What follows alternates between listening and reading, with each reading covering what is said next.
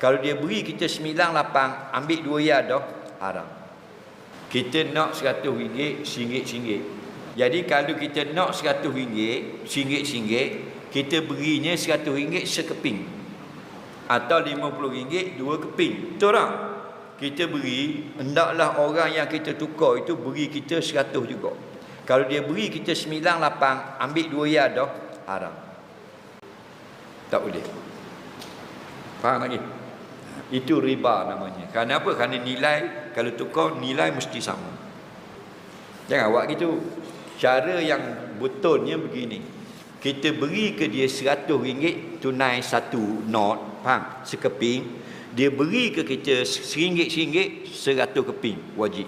Kemudian pada tu baru kita bayar upah RM2 pula, suku daripada itu. Faham tak? Faham tak? Itu baru betul.